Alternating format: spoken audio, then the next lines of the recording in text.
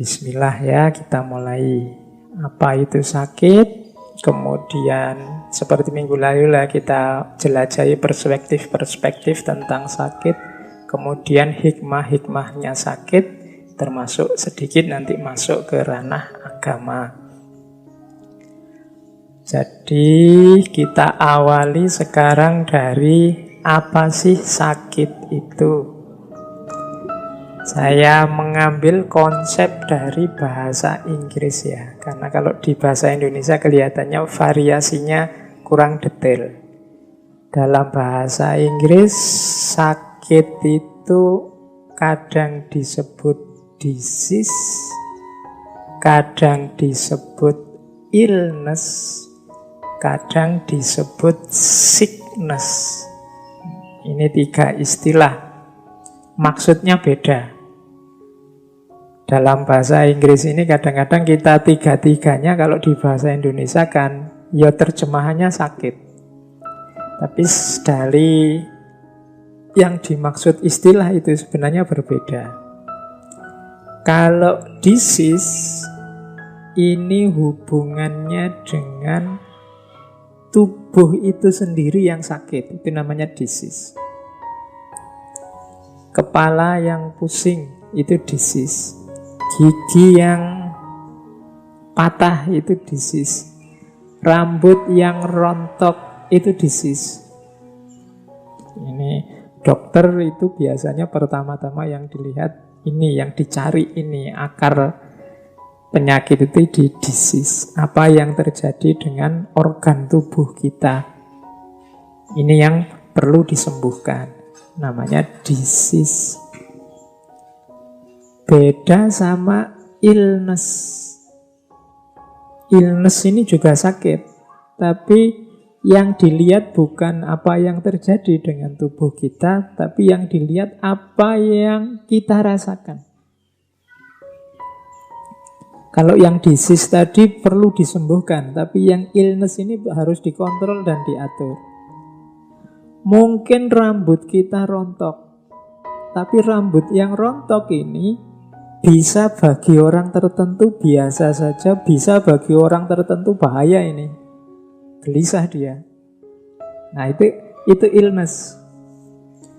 Jadi rambut yang rontok bagi saya itu biasa, orang itu nggak rontok ya. Tapi kalau pas ada orang lain rambutnya rontok, kan ada yang panik luar biasa. Itu illness. Ada yang orang tertentu pusing sedikit itu biasalah. Tapi bagi orang yang lain pusing sedikit aja sudah panik. Itu illness. Bahkan ada orang yang tidak sakit tapi merasa sakit. Itu illness. Tubuhnya itu biasa-biasa, tidak ada yang salah, tapi dia merasa sakit. Kalau dalam psikologi kan disebut psikosomatis itu. Jadi illness ini ada bedanya antara disease sama illness.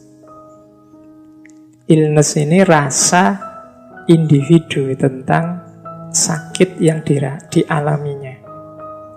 Ada yang ketiga yaitu sickness. Kalau sickness ini kesepakatan sosial.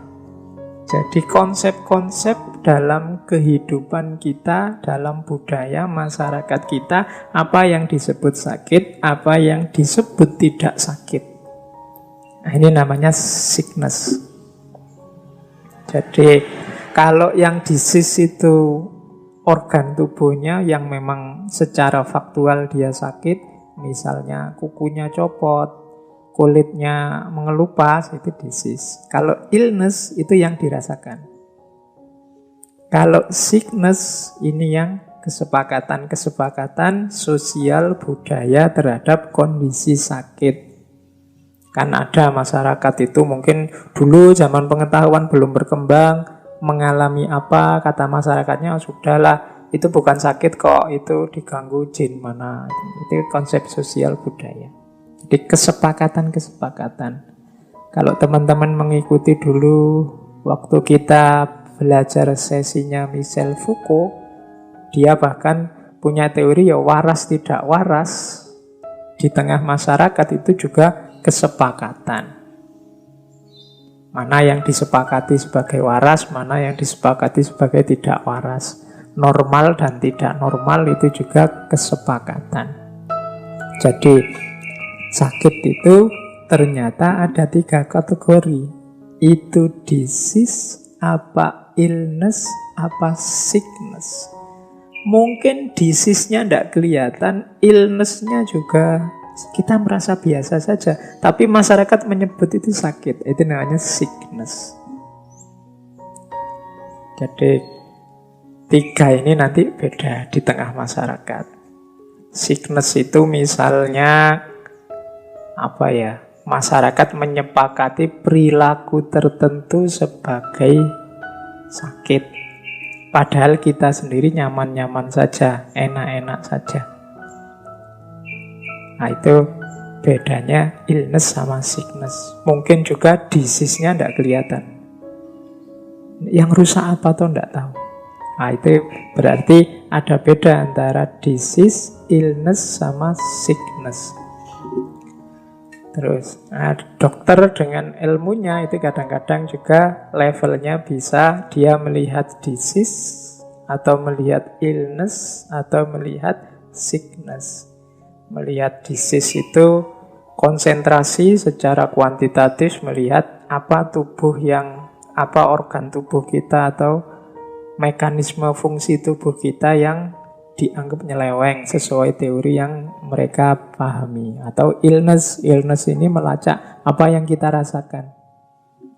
Atau sickness, jadi disimpulkan sesuai konsep-konsep yang berkembang di masyarakat bahwa oh ini sakit, ini tidak sakit, ini normal, ini tidak normal. Dari perspektif teorinya nanti orang yang hanya melihat disease, pokoknya sakit itu ya dilihat dari gejala yang ada di tubuh. Penyelewengan apa yang ada di fisik kita. Kalau cara berpikir seperti ini namanya naturalisme. Ada yang kedua instrumentalisme. Instrumentalisme ini hanya melihat illness-nya, melihat rasa sakit yang dirasakan seseorang. Karena kadang-kadang seperti saya jelaskan tadi, ada orang ini harusnya sakit tapi tidak dianggap sakit, tidak dirasakan. Nah, itu yang semacam ini, yang melihat aspek ini namanya instrumentalisme. Ya contoh mudahnya, kalau teman-teman ada yang punya pacar ya, kadang-kadang kalau guyon sama pacar itu kan dipukul lah, dicubit lah, dijambak lah.